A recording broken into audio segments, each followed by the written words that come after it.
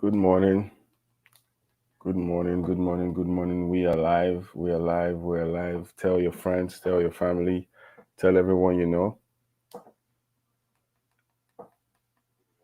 We are live. Yes, just did an audio check and I can tell that the audio is going well. So, my name is Bucci Law. I am the CEO of the Leadership Standard. And I just wanted to welcome you all to another edition of the Leadership Standard. Hope you all are doing good. Merry Christmas. Happy Boxing Day to everyone. So today we will be doing a very short take on the rise of terrorism in Nigeria um, and seeing exactly what the future holds. Because now we're in a very critical moment of the history of Nigeria with the likes of what's going on. We can see clearly that there is a high volume of terrorism, a high volume of, you know, insurgency and banditry happening in Nigeria. And the point I'm trying to make is I'm going to be showing you evidence to prove my point, as well as headlines to show exactly what we're going to be talking about today.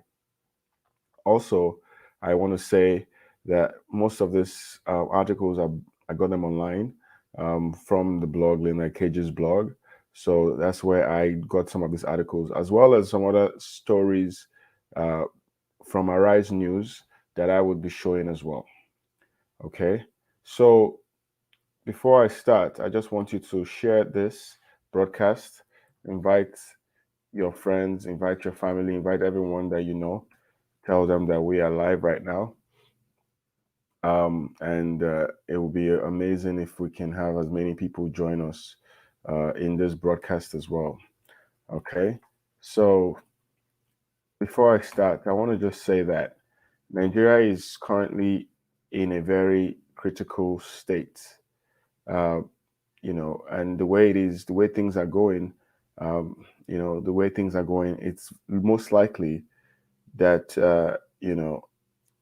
Nigeria might likely, separate or break up if it's not held, if what's going on is not held, carefully. But I'm going to share my screen. And at this point, you'll be able to see exactly what I'm talking about. So let me share this screen right now. As you can see on the screen, um, this is a gunmen have abducted worshippers inside Taraba Mosque. Sorry about the way the thing is zooming in and out. Gunmen abduct worshippers inside Taraba Mosque. All right. Now, this is gunmen pretty much is terrorism. These are terrorists that went into a mosque and actually, took over the mosque, took over the people there, and holding them hostage, whether for ransom or for whatever benefit that they seem to accrue. Um, and this is what's going on in Nigeria right now, most especially in the northern part of Nigeria, Taraba. So I just want to just say that if care isn't taken with the rate at which this is going on and the way it's continuing, it's most likely that the Nigerian military needs to step up and obviously put in more effort. I'm not saying that they are not putting the effort, but again, the effort that is needed to tackle this should be all the effort should be focused on what's going on with the terrorism in Nigeria. This effort should be even doubled.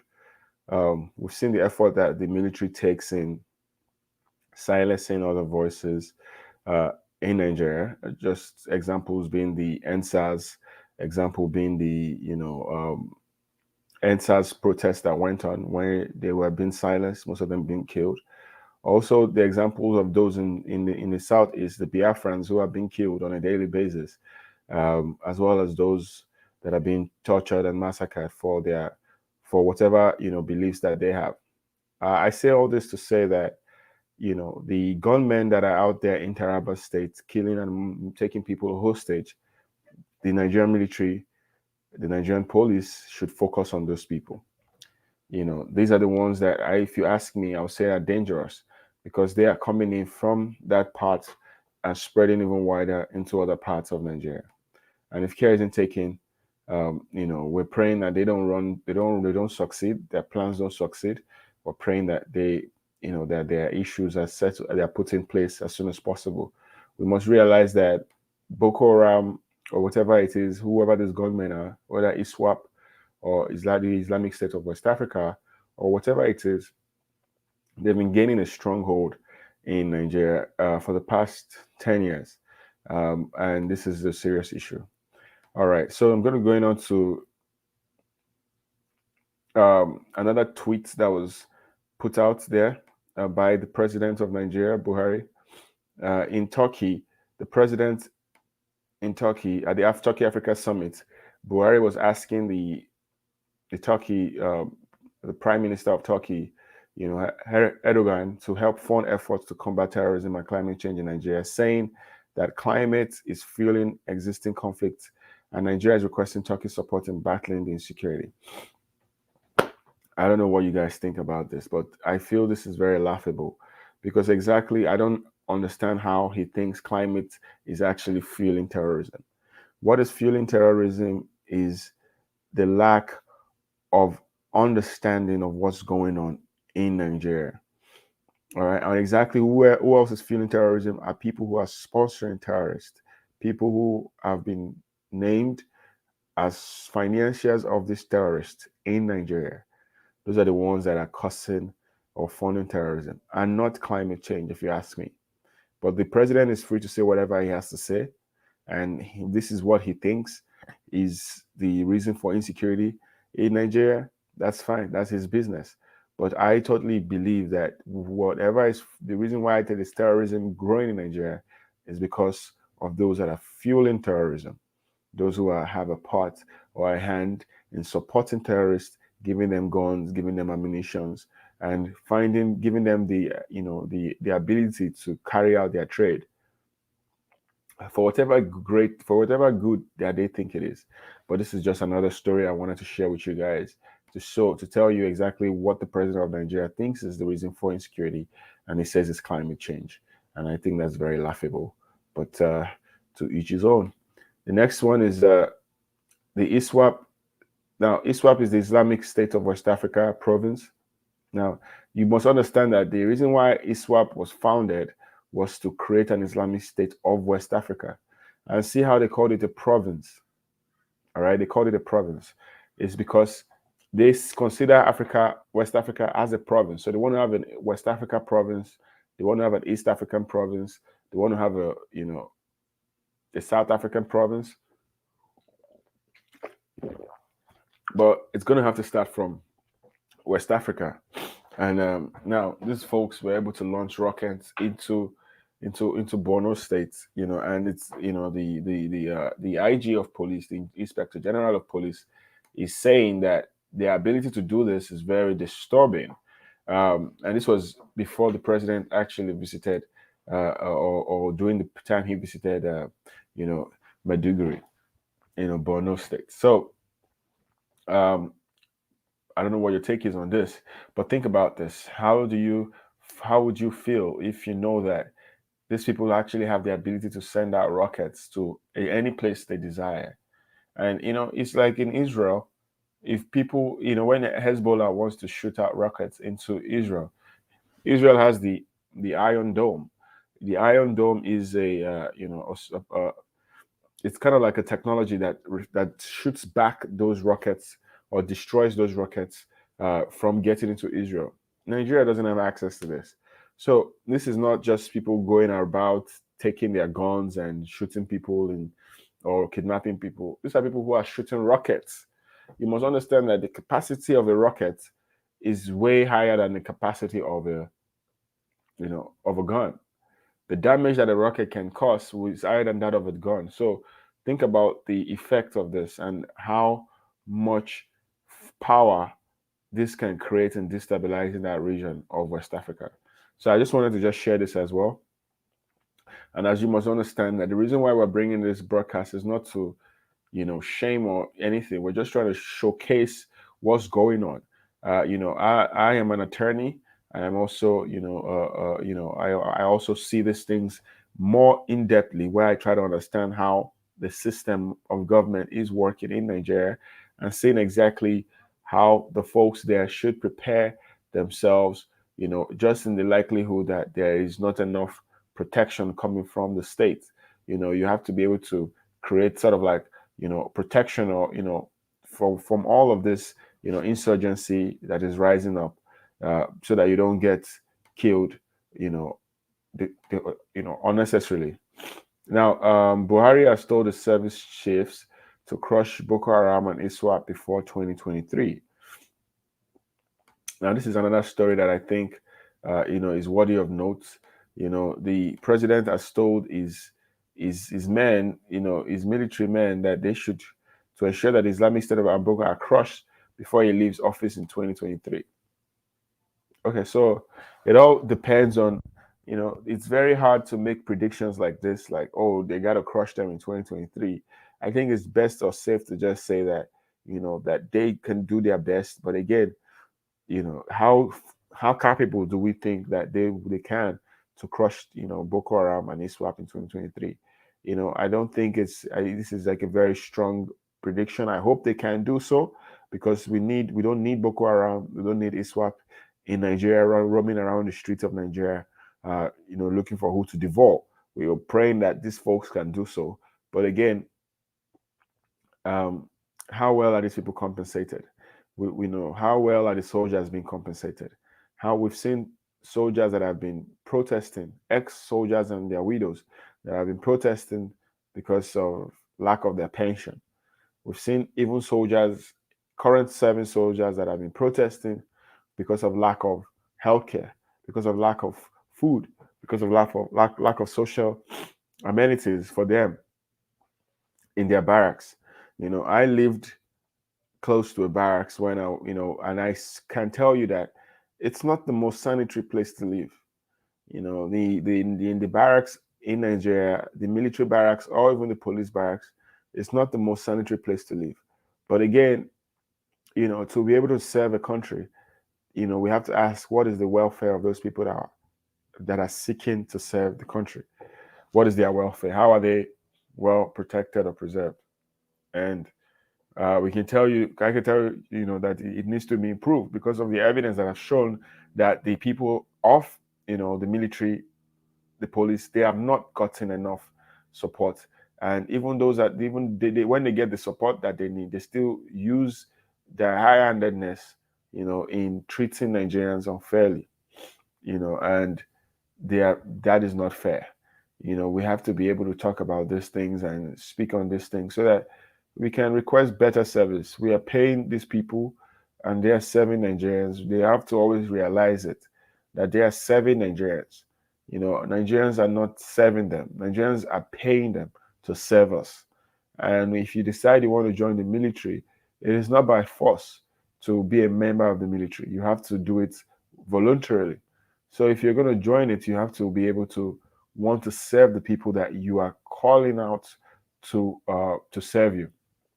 So, this high prediction is a very high prediction, but hopefully they can end all insurgency and Boko Haram and ISWAP out of Nigeria by the time that they said they want to do it.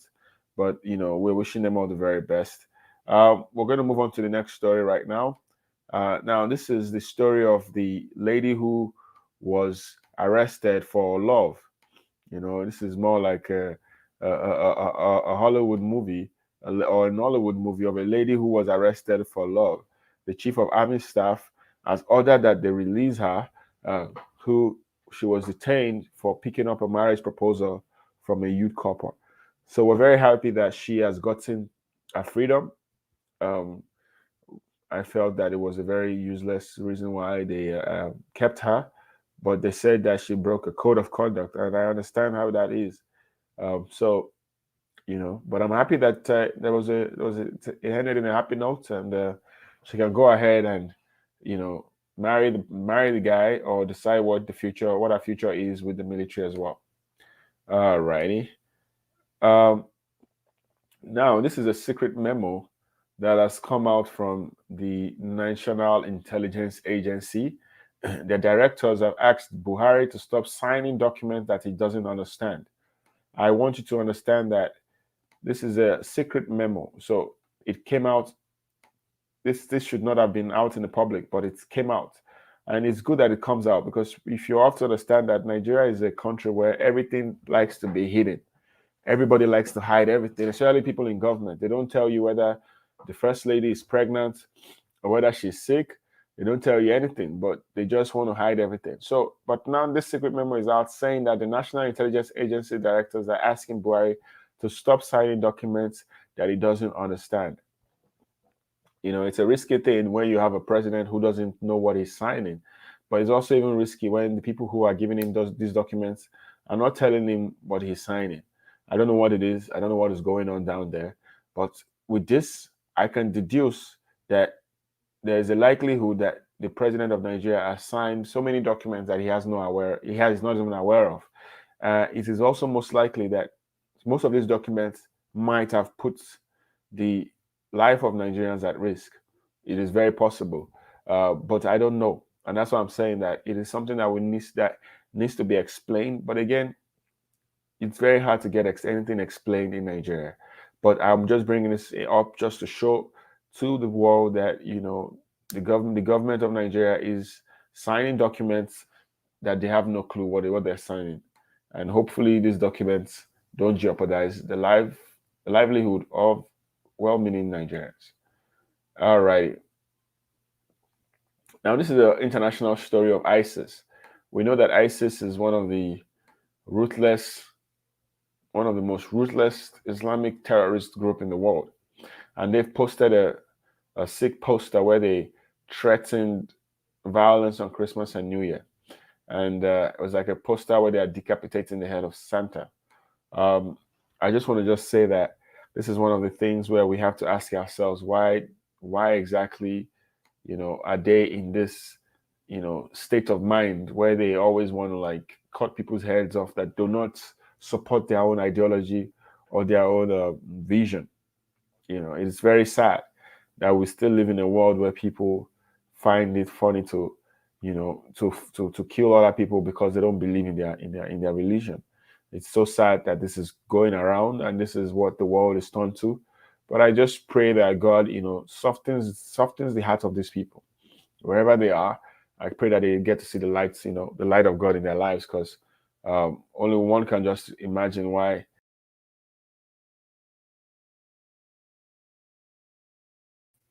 Excuse me. One has to imagine why they always have to resort to actions like this.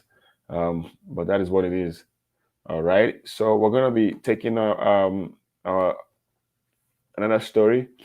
This is a very troubling story. It's terrorists are planning to attack Abuja. Nigerian Immigration Service raise alarm. They are saying that the terrorists are about to attack Abuja. I don't know about you, but this is a very troubling story because if the terrorists want to come into Abuja, and for those who do not know, Abuja is in Nigeria, and it's the capital of Nigeria. You know, Nigeria. And now the terrorists are saying that they want to step in and attack Abuja. We pray these terrorists do not succeed, but again, we have to ask ourselves, what, you know, most times these people have made predictions like this and they went ahead to do it.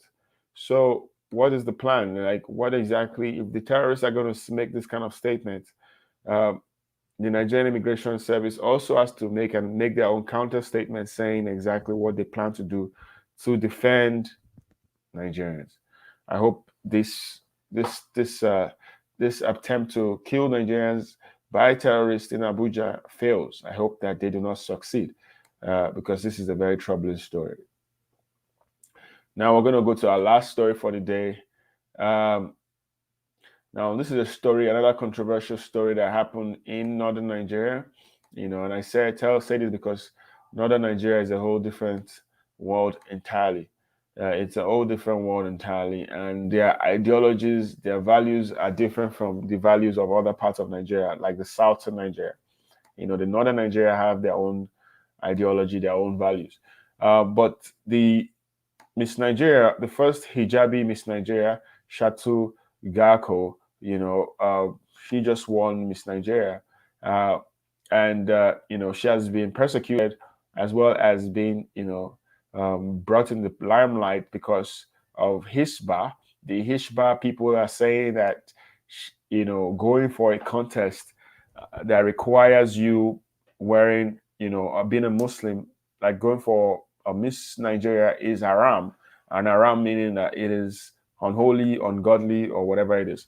I want to just say that the reason why I bring this story up is to just show you the kind of mindset of people that that live within Nigeria. But again, it's the double standard. The hypocrisy in this story is that the same governor, of Ganduja's daughter as well as Buhari's daughter-in-law, they have photos of themselves where they were also, sort of scantily dressed in the standard of what they would consider, in the north, not the standard. So why are they coming for this lady? Is it because our parents are not political figures or what? Or because they don't, maybe she's not well known in the society? But the hypocrisy is what is laughable in this story.